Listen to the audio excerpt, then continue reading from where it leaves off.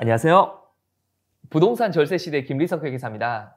이번 시간에는 1억 이하 소액주택 투자 시 이것 모르면 세금 폭탄 맞는다라는 주제로 여러분들께 설명을 드리려고 해요. 많은 분들이 1억 이하 소액주택 투자에 많은 관심을 가지시면서 뉴스에도 많은 기사들이 실리더라고요. 그러다 보니까 1억 이하 주택을 투자를 열심히 하시는 것도 좋겠지만 세금 문제도 꼭 한번 같이 짚고 넘어가면 온전한 투자 수익률을 완성하실 수 있으니까 이번 시간에는 1억 이하 소액주택 투자하시는 분들께서 세금 문제도 꼭 한번 짚고 넘어가셨으면 해요. 1억 이하 주택을 투자했을 때는 취득, 보유, 양도 이 세 단계의 세금을 살펴봐야 되는데 먼저 취득 단계는 취득세가 있습니다. 그 첫 번째로는 취득세 중과세율 미적용인데 예를 들어서 서울에 있는 아파트를 내가 한 채 보유하고 있었는데 부산에 있는 단독주택 한 채를 취득했습니다. 근데 그 단독주택의 개별 주택가액이 1억 이하라는 거죠. 원칙적으로 서울과 부산은 조정 대상 지역이기 때문에 부산에 있는 주택을 취득했을 때는 2주택자로 8%의 취득세를 적용받습니다.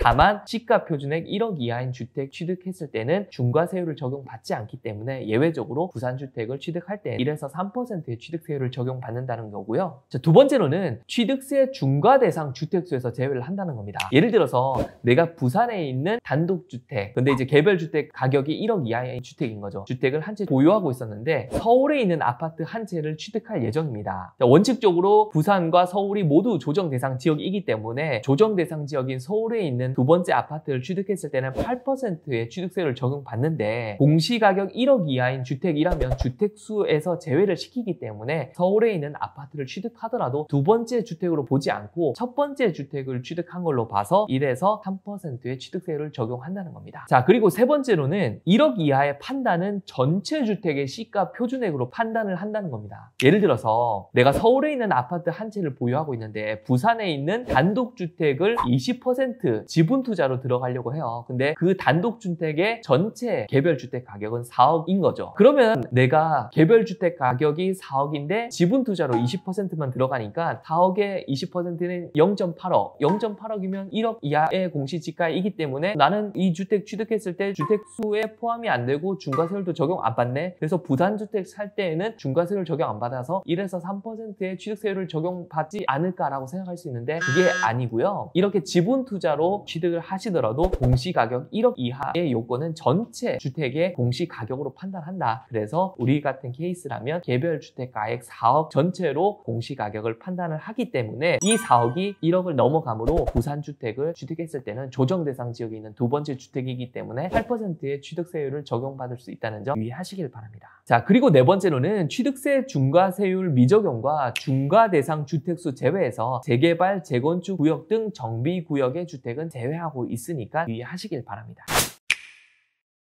자, 두 번째로는 1억 이하 소액주택을 보유하면서도 종합부동산세가 나오는데 이 종합부동산세는 공시가격과 관계없이 주택수에 포함을 시킵니다. 자, 그래서 종부세 계산을 할 때는 공시가격과 관계없이 주택수에 포함을 하기 때문에 1억 이하의 소형주택을 취득하여 보유하고 있는 동안에도 종부세가 많이 나올 수 있다는 점 유의하시길 바랍니다. 자, 이 그림이 예전에 종부세 설명 영상에서도 나왔던 그림인데요. 1억 이하의 주택이기 때문에 주택 공시가격이 얼마 안 돼요, 사실은. 그래서 주택 공시가격에 영향을 미치는 거는 미미하겠지만 문제는 세율 단계에서 일반이라고 한다면 0.6%에서 3%의 세율을 적용받을 텐데 3주택 또는 조정 대상 지역 2주택이라고 한다면 1.2%에서 6%의 세율을 적용받을 수 있죠. 그래서 내가 조정 대상 지역의 한 채, 비조정 대상 지역의 한 채, 비조정 대상 지역인데 공시지가가 1억 이하인 주택을 하나 보유하고 있으면 이때는 3주택으로 봐서 1.2에서 6%의 세율을 적용받을 수 있다는 거죠. 그렇기 때문에 공시지가 1억 이하인 주택도 주택수에 포함이 돼서 높은 세율을 적용받을 수 있다는 점 유의하시길 바랍니다.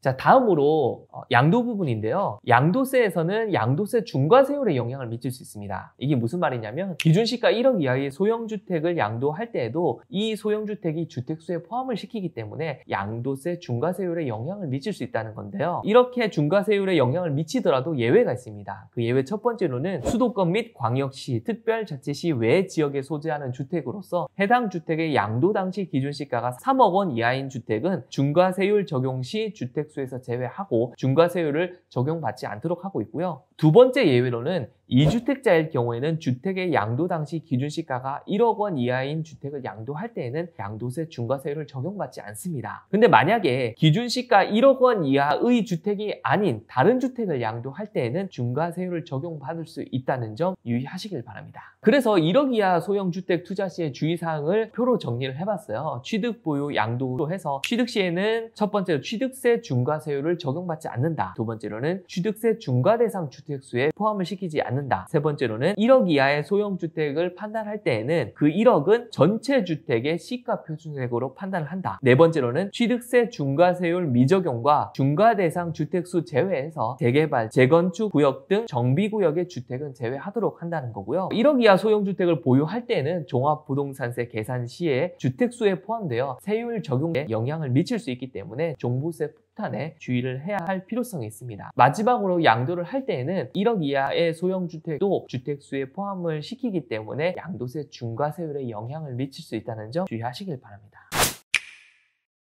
제가 설명드린 내용은 여기까지고요. 저는 세정회계법인의 김비석 회계사였습니다. 여러분 중에 소액주택 투자 시에 세금에 대한 판단 및 부동산 세금에 대한 상담이 필요하신 분은 저희 댓글창 맨 위에 상담 양식이 있으니까 작성하시면 저희가 연락드리도록 하겠습니다. 아무쪼록 소형주택 투자 시에 세금 문제에 대해서 많은 도움이 되셨으면 하고요. 시청해주셔서 고맙습니다. 감사합니다.